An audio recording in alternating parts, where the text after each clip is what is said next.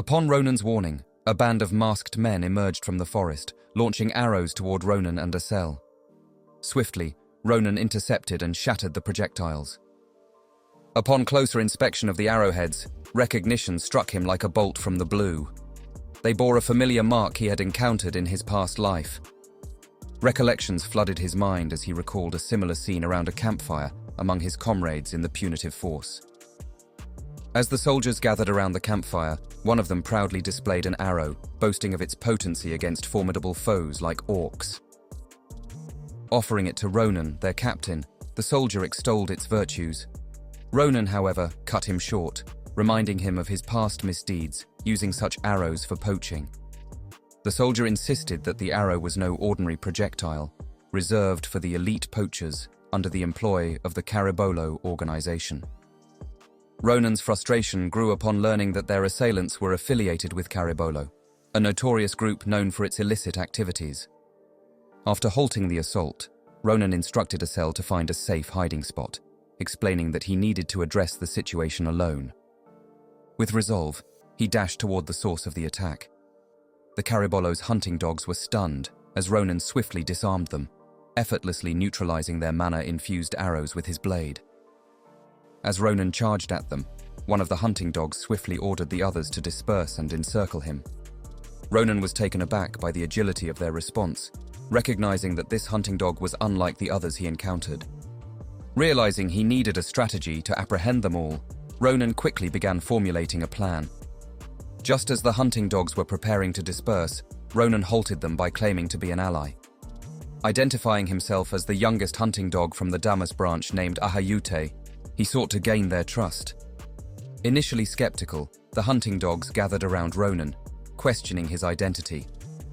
One of them, not wearing a mask, expressed doubt, challenging Ronan's assertion.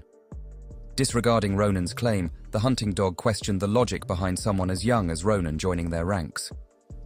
In response, Ronan suggested verifying his statement with the branch wolf. He admonished the hunting dog, emphasizing that lack of talent in one individual did not preclude others from possessing it. As the tension escalated, the hunting dog clenched Ronan's shirt, threatening to dismember him. Unperturbed, Ronan warned him of the inevitable downfall awaiting individuals like him. Amidst the confrontation, one of the hunting dog's comrades intervened, advising him to desist from assaulting Ronan. They reasoned that since Ronan displayed knowledge of their organization's hierarchy and branches, it would be prudent to await confirmation from their leader regarding Ronan's affiliation. As soon as the hunting dog made this statement, their leader emerged from the forest. Known as Veum, he held authority as the wolf of the Demir branch. Witnessing Veum's arrival, the hunting dog ceased his confrontation with Ronan and hastened to apprise Veum of the situation. Ronan welcomed Veum's presence, understanding that with their leader present, all the hunting dogs in the vicinity were likely assembled there. Veum expressed his surprise at Ronan's presence in their territory, asserting that this section of the forest belonged to their branch. In response, Ronan disavowed the identity of Ahayute, signaling his disregard for their hierarchy. This revelation stunned Veum. Without hesitation, Ronan swiftly dispatched all the hunting dogs surrounding him with a single stroke of his sword. Ronan charged towards Veum, condemning the name Ahayute as fitting for a poacher. With swift determination, he severed Veum's head from his body. Turning to the unmasked hunting dog, Ronan reiterated his warning about the fate of individuals like him. As he spoke, the man's fingers began to fall off. The man shrieked in agony, but Ronan dismissed his cries as mere theatrics. Offering a way out, Ronan handed him the map provided by Varan. With a firm ultimatum, he instructed the man to reveal the locations of other Caribolo branches on the map's reverse side if he wished to avoid further torment. Faced with this demand, the man's panic was palpable. Sensing his reluctance, Ronan prepared to end his suffering once and for all. The man reluctantly agreed, pleading for a pen to mark the map. Ronan's cold demeanor offered no mercy. He instructed the man to use his own bloodied fingers for the task. Once the map was marked, Ronan examined it with gratitude. However, when the man presumed his release, Ronan shattered his hopes. With chilling finality, he informed the man that freedom was never on the table, With a swift stroke of his sword, he cleaved the man in two, sealing his fate. When Assel saw the dead animals, he felt sick and threw up. Ronan told him to calm down and stop worrying. Assel said sorry for getting sick and mentioned how many animals Caribolo killed. Ronan said it's wrong to let Caribolo's people live. Looking at the dead animals, Ronan thought about how sad Professor Baron would be if he saw this. He decided to go back to the capital. He saw the egg in his bag shaking. Ronan wanted Assel to check it out, but Assel was busy. Instead, Assel told Ronan to look up. Ronan did, and saw the blood from the dead animals floating in the air. It gathered and headed towards them. Ronan drew his sword and attacked the blood. Just as he was about to strike, Ronan noticed his egg floating in the air. It drifted towards the pool of blood and started soaking it up. Assel questioned Ronan about what was going on, but Ronan admitted he didn't have a clue, though he was certain whatever was inside the egg wasn't normal. After sucking up all the blood, the egg began to crack open, much to Ronan's delight. Eager to discover the creature within, Ronan eagerly awaited its emergence. As soon as it hatched, however, it lunged at Ronan's nose, startling him. Upon inspecting the newly hatched creature, Ronan was certain it wasn't a bird. Assel suggested it resembled a dragon, a notion Ronan found himself agreeing with. Ronan pondered where Marpis had absorbed mana from to lay such a unique egg. He then scolded the dragon for attacking his face on their first meeting. Surprisingly, the dragon used magic to heal Ronan's nose upon hearing his words. Assel was amazed that a baby dragon could wield healing magic, and seemed to have taken a liking to Ronan. Ronan felt delighted to have a creature with diverse abilities. As they pondered on naming the dragon, it suddenly sensed something nearby and darted towards it. Assel questioned where the dragon was headed. Ronan marveled at its ability to detect someone's presence nearby. In another part of the forest, Valus, the errand boy of the Demire branch, dashed away in fear. Valus had been sent on an errand, but upon his return, he found all the hunting dogs and their leader slain. Investigating the scene, he spotted Ronan and Assel standing beside a pool of blood. Upon spotting them, he took off running. Unfortunately for him, the dragon gave chase. Valus stumbled over a stick and tumbled to the ground. As the dragon closed in, it started draining his blood. Valus let out a scream, but thankfully, Ronan intervened, instructing the dragon, now named Sita, to cease its attack. Assel expressed surprise at Ronan naming the dragon Sita. Ronan explained that the name had been in his mind beforehand, and fortunately, the dragon seemed to approve. Valus recalled seeing Ronan near the blood, wondering if Ronan was Sita's owner. Ronan checked on Valus, who expressed gratitude for being saved. Valus inquired how Ronan knew his name. Ronan held his sword at Valus's neck, suggesting it was unnecessary information. He then questioned Valus about his activities, referring to him as a bloodhound. Valus was taken aback, as he considered himself merely an errand boy, not a poacher. Ronan recalled that Valus had the potential to become a bloodhound in the organization, as he had served under Ronan's command before. Ronan then tasked Valus with a request, indicating he had something in mind for him to do. Once Ronan finished talking with Valus, he collected water from Panado Spring into a tube. Assel was shocked by this. He didn't understand why Ronan was doing it. When they got to the capital, Ronan sold the water to Maria's father for a lot of money. Ronan knew it would sell well because it came from a special source. Ronan thought they wouldn't have gotten so much money without Professor Baron's help. He and Assel wanted to visit him, but when they got to his door, they saw a sign saying he was away on a business trip. Ronan felt disappointed. Ronan wanted Professor Baron to meet Sita because he knew Baron was curious about the egg's contents. Ronan felt thankful to Baron because he got a map of Caribolo's branches and reunited with a fellow soldier, thanks to him. Ronan intimidated Valus to ensure he wouldn't betray him. Assel wondered why Ronan needed money since his school fees were waived due to his high ranking. Ronan pondered how to use the money, realizing the entrance ceremony was approaching. A few days later, Iril reached the capital's carriage station. She was amazed by the city's beauty. Upon arrival, she found Ronan waiting for her. Ronan inquired if anything had occurred since he departed. Iril was taken aback by the question, expressing her concern for Ronan instead. When she woke up in the morning, Iril found a luxurious carriage waiting outside her house. The coachman informed her that he was instructed by Ronan to take her to the city. Iril questioned how Ronan managed to afford such a thing, since he didn't have any money. Concerned, she held Ronan's face and asked if he wasn't eating properly. Ronan reassured her not to worry about him, saying that he was eating well. This calmed Iril down. She then noticed something on Ronan's shoulder, and he introduced her to Sita. Ronan explained that Sita would be staying with him for a while. Then, he took Iril's hand and shared that he didn't have much time left before entering the academy. Ronan expressed that there was something he really wanted to do. Then he took Iril to a clothing store. As Iril tried on dresses, she expressed concern about the expense. However, Ronan instructed the store attendants to pack all the clothes she tried on. Iril was surprised because she had tried on a lot of clothes. Ronan told Iril that it was time for her to receive from him, which made Iril very happy. She expressed her joy loudly, praising her kind little brother. Ronan tried to calm her down and prevent her from going outside. Once the attendants packed Iril's clothes, Ronan said they needed to head to the blacksmith workshop to get a brand new sword for him. Ronan explained to Iril that his sword got ruined by someone reckless. As they were about to leave the clothing store, they spotted KingLeywin waiting outside. Ronan and Sita were surprised to see him there. Ronan asked how KingLeywin knew he was there, and KingLeywin replied that he came to the area to get a new sword because Ronan had ruined his former one. KingLeywin explained that he accidentally saw Ronan entering the store, so he decided to wait for him.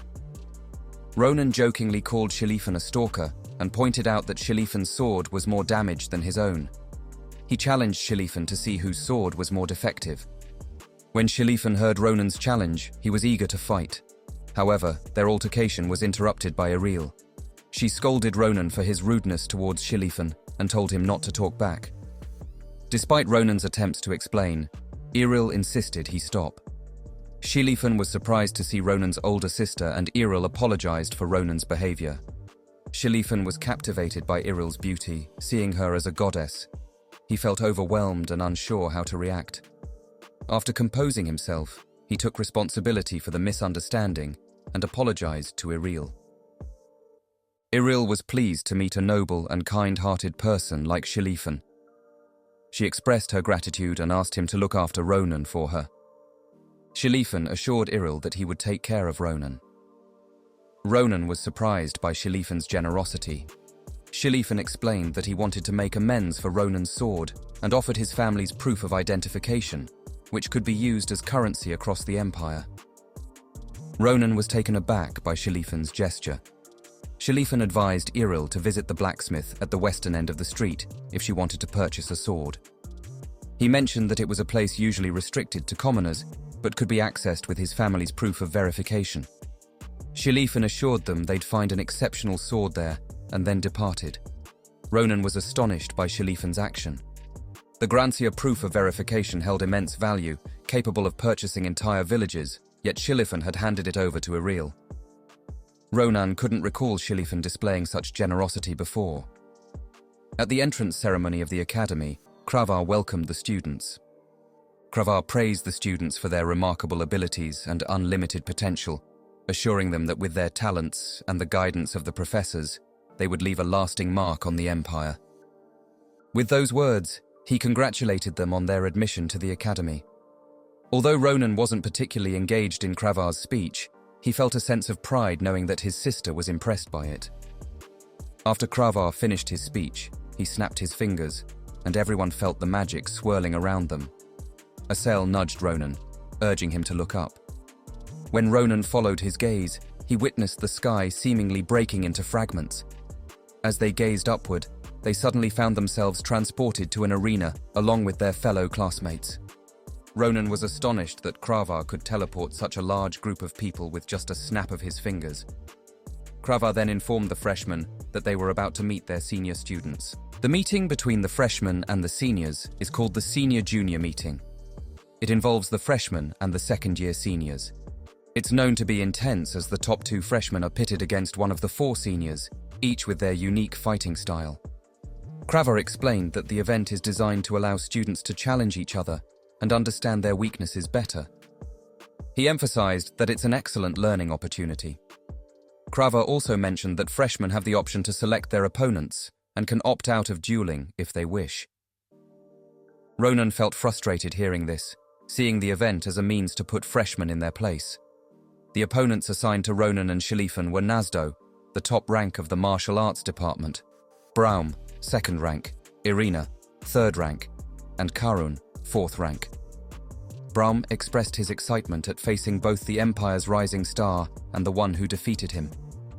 Ronan welcomed the chance to confront this martial artist, eager to demonstrate his strength to Iril and showcase his bond with KingLeywin.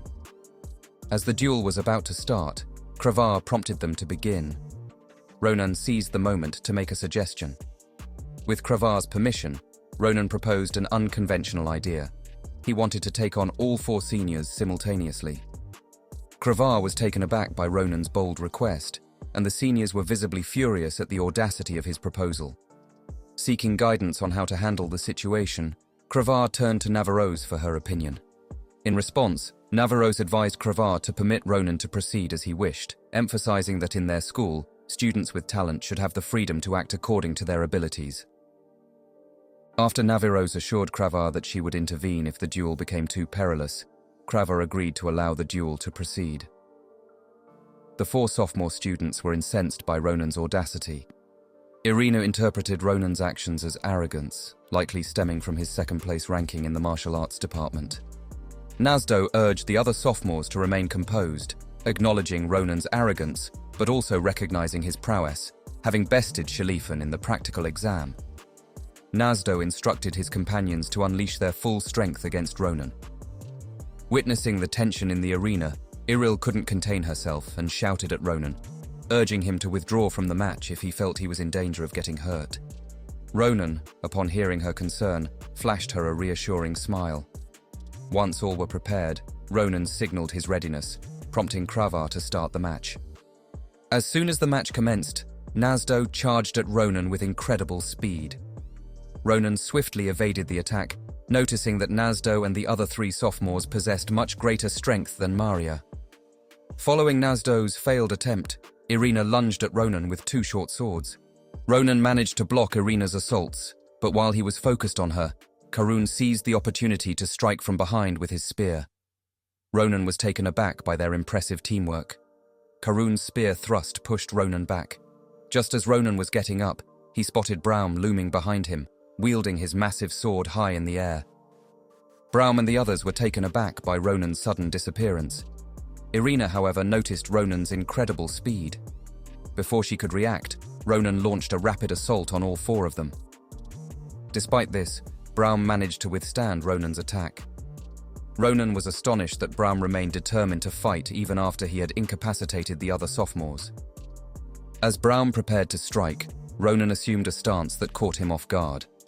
Braum was astonished to see Ronan replicate Navarose's swordsmanship. With swift precision, Ronan executed 3 slashes akin to Navarose's demonstration during the test. In an instant, he shattered Braum's sword. After besting the sophomores, he expressed gratitude for the valuable lessons they provided. The arena erupted with shocked cheers from Iril and everyone witnessing the spectacle. Despite their defeat, the 4 sophomores were taken aback. Nasdo, in particular, harbored no grievances about his loss, pondering where someone as formidable as Ronan could have acquired his skills. As the duel concluded, Iril excitedly grabbed the man beside her, revealing that Ronan was her brother. Ronan felt relieved knowing that Iril wouldn't be concerned about him during his time at the academy.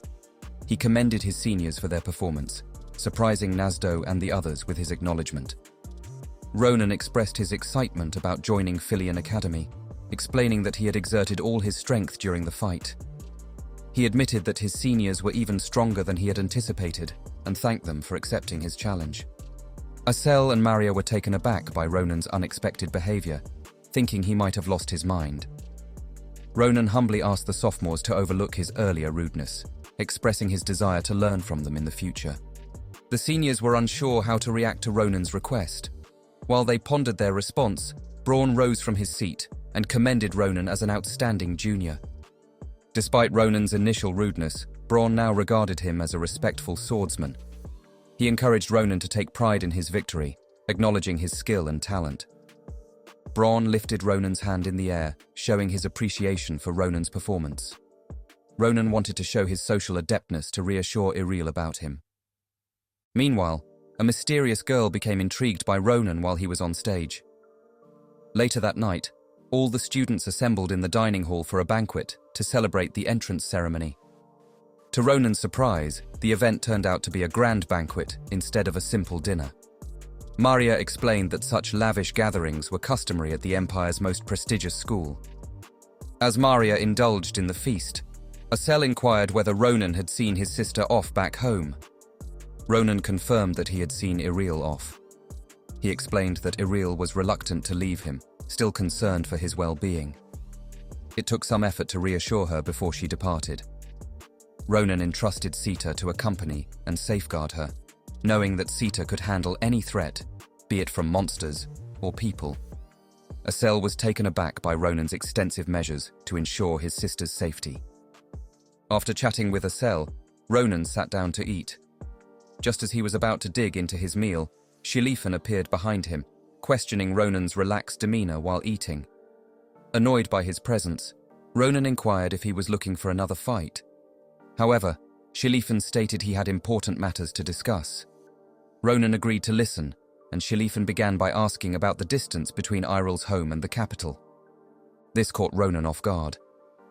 KingLeywin continued, questioning if bandits frequented the route to Iril's house, and whether Ronan had taken adequate measures to ensure Iril's safety.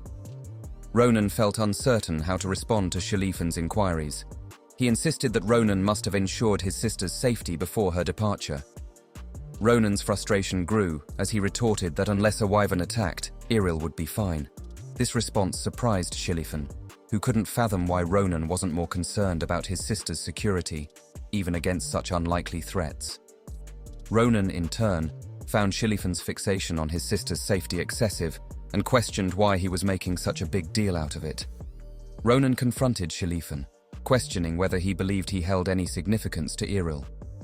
KingLeywin visibly trembled at Ronan's inquiry, explaining that as a knight, it was his duty to ensure a woman's safe return home.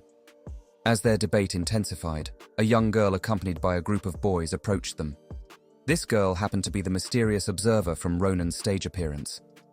She was taken aback to see KingLeywin, whom she referred to as the Wolf of Grancia, engaging in such animated conversation. KingLeywin, visibly irritated by the interruption, demanded to know what the girl wanted. Her name was Elizabeth Akalusia, the top student in the magic department. Elizabeth clarified that she wasn't there for him but rather to speak with Ronan. Surprised by this, Ronan exchanged a puzzled glance with KingLeywin, who, now dismissive, gave Elizabeth permission to proceed, indicating that he was finished conversing with Ronan. As KingLeywin prepared to depart, he mentioned his intention to dispatch some guards from his family to safeguard Ronan's sister. Ronan bristled at the suggestion, bluntly telling KingLeywin to leave. Assassinated intervened, reminding Ronan of Elizabeth's performance in the senior-junior meeting. Ronan recalled how formidable she had been, noting her aggressive use of magic. Elizabeth defended her actions, claiming she merely aimed to assert dominance over her senior opponent. She praised Ronan's remarkable talent displayed in the duel, expressing her admiration. Then she made an offer to Ronan that surpassed his wildest dreams. From her pocket, she retrieved a necklace adorned with a purple pendant. Ronan was taken aback by the sight of this necklace, recognizing it as the Akalusia's invitation.